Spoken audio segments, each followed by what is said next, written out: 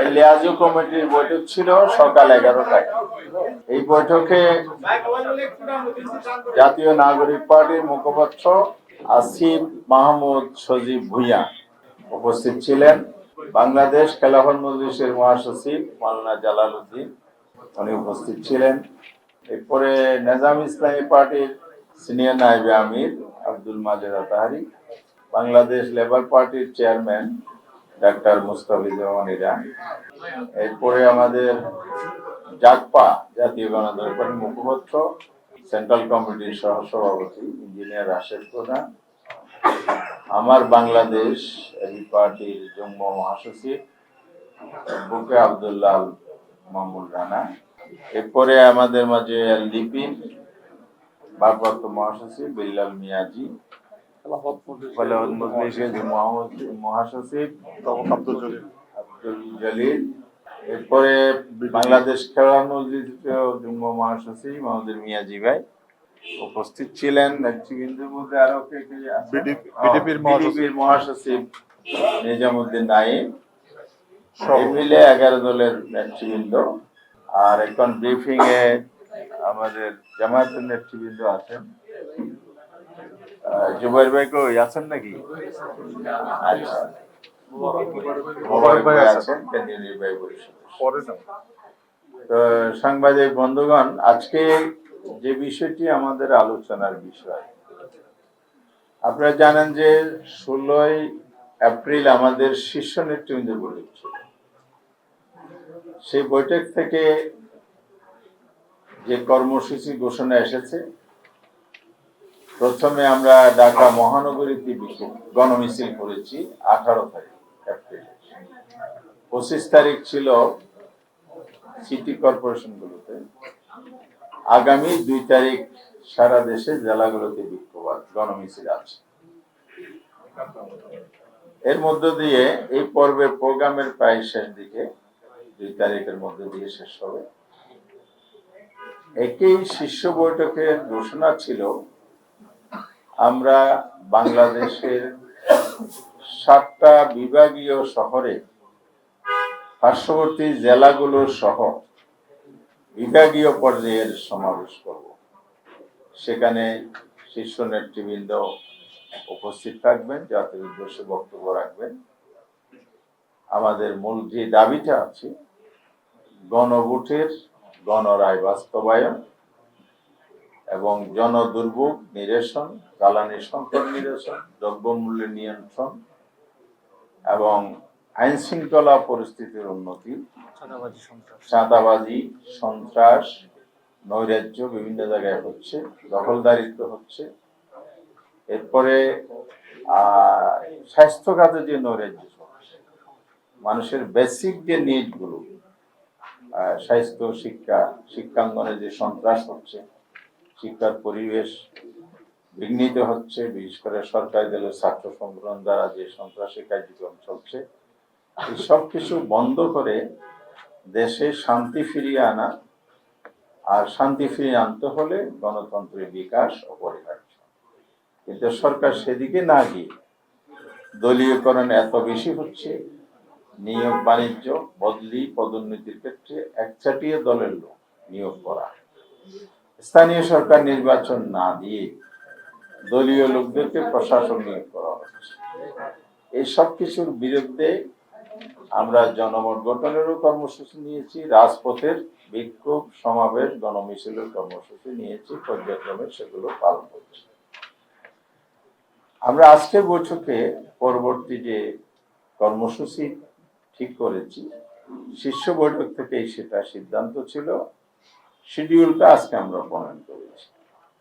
সেই শিডিউল অনুযায়ী আমরা এই যে দাবি, গণভোটের রায় বাস্তবায়ন, সরকার শুরুতে যেই ন্যাক্কারজনক ঘটনাটা ঘটিয়েছে,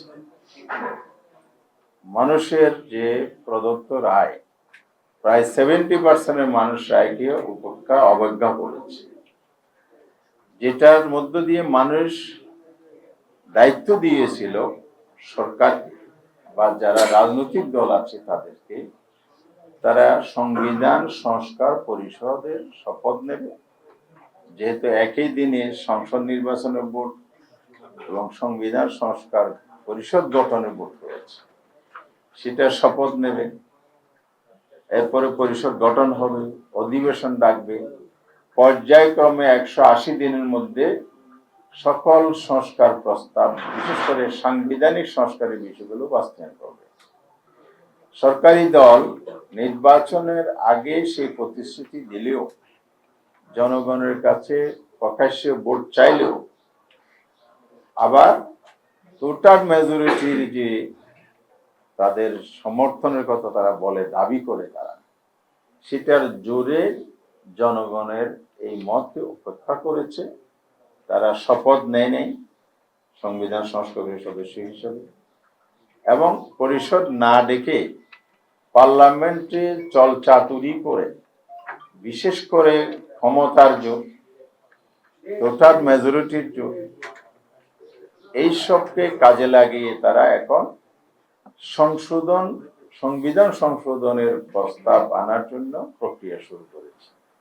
আমরা আজকের এই প্রেস ব্রিফিং এর মাধ্যমে, আপনাদের মাধ্যমে এটা নিন্দা জানাচ্ছি, প্রতিবাদ জানাচ্ছি, দেশবাসীকে সজাগ করছি। আপনাদের রায় নিয়ে যে সিনেমিনি খেলা হচ্ছে, এটার বিরুদ্ধে আরো জনমত শক্তিশালী করতে হবে, আমাদের আন্দোলনকে আরো বেগবান শক্তিশালী করতে হবে। এছাড়া জনগণের যেসব সমস্যা বলে আমরা বলেছি, সেগুলোর সমাধানেও জনগণকে সম্পৃক্ত করে আমরা নিয়মতান্ত্রিকভাবে রাজপথের আন্দোলন 11 দলীয় মাধ্যমে আরো সুসংহত এবং জোরদার করতে চাই।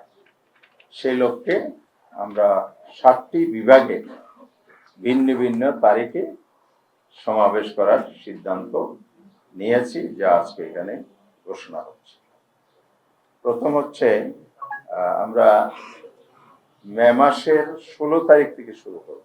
2 তারিখ যেহেতু আমাদের জেলা পর্যন্ত প্রোগ্রাম আছে, তার সাথে আবার ইতিমধ্যে ঘোষিত বিভিন্ন জেলায়, জেলা শহরে সেমিনারের এই দাবিগুলোর উপর সেমিনারের কর্মসূচি চলমান আছে। যেমন আগামী 10 তারিখ চট্টগ্রাম মহানগরীতে 11 দলের এই সেমিনার আয়োজন আছে। পর্যায়ক্রমে প্রত্যেক জেলা মহানগরীতে এই সেমিনারগুলো অনুষ্ঠিত হবে। এই জন্য আমরা প্রতি মাসেই প্রোগ্রাম রেখেছি। সামনে যেহেতু একটা ঈদ আছে, ঈদের আগে আমরা একটির বেশি প্রোগ্রাম নিতে পারছি না, মানুষ কেনাকাটা নিয়ে ব্যস্ত হয়ে যাবে। এই জন্য 16 মে আমরা রাজশাহীতেই বিভাগীয় সমাবেশ করব। এরপরে ঈদের ছুটি একটা দীর্ঘ সময় থাকে, সেটা বিবেচনায় এনে আমরা 13 জুন চট্টগ্রামে বিভাগীয় সমাবেশ করব। এরপরে 20 জুন আমরা খুলনাতে বিভাগীয় সমাবেশের প্রোগ্রাম ঠিক করেছি। 27 জুন আমরা ময়মনসিংহে বিভাগীয় সমাবেশ নির্ধারণ করেছি।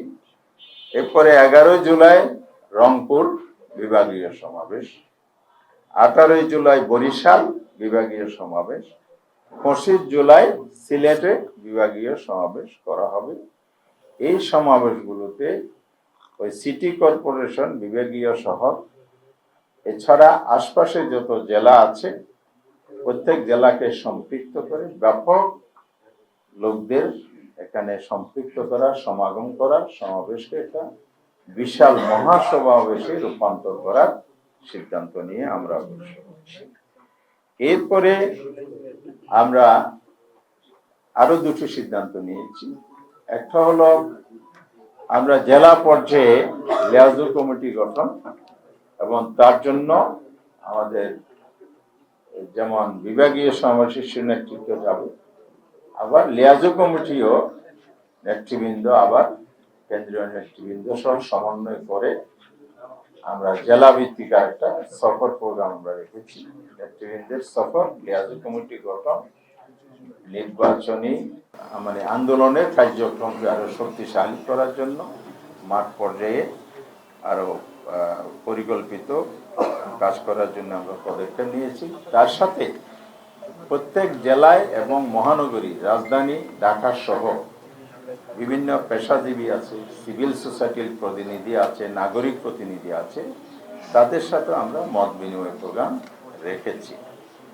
ঢাকায় বাজেট সংসদে হবে সামনে জুন মাসে, তার প্রতিক্রিয়ায় প্রোগ্রাম আসবে।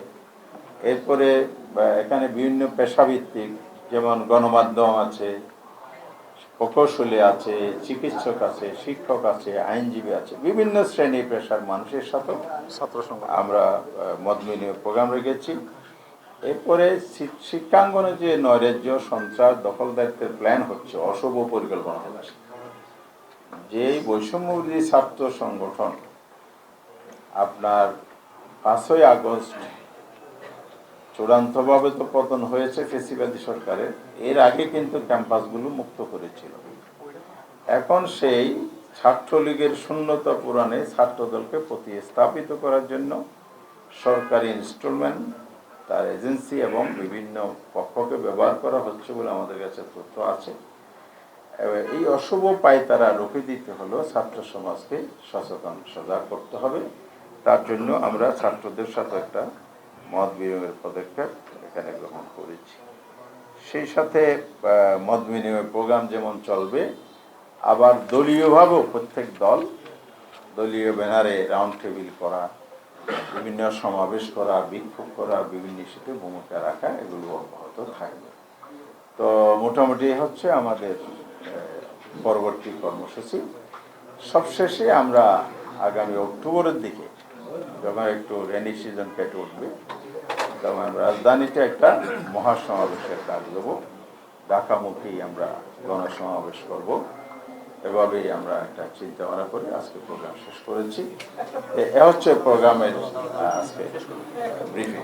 সবাইকে ধন্যবাদ। জি, ইতিমধ্যে আপনারা জেনেছেন যে আমাদের কর্মসূচি কি কি বিষয় নিয়ে এবং কোন কোন তারিখে আমরা সারা দেশে বিভাগীয় সমাবেশের মাধ্যমে গণভোটের গণরায় বাস্তবায়নের পক্ষে জনমত গঠন এবং আমাদের যে রাজপথের আন্দোলন সেটা চলমান থাকবে। সামনের দিনে আমরা বিশ্বাস করি যে একই সাথে সংসদে আমাদের প্রতিনিধিদের কণ্ঠ এবং রাজপথে আমাদের আন্দোলন জনগণকে সাথে নিয়ে আরও বেগবান হবে এবং এক্ষেত্রে আমরা সারা দেশবাসীর সমর্থন, সহযোগিতা এবং অংশগ্রহণ প্রত্যাশা করছি এবং কামনা করছি। সবাইকে ধন্যবাদ। আসসালামু আলাইকুম।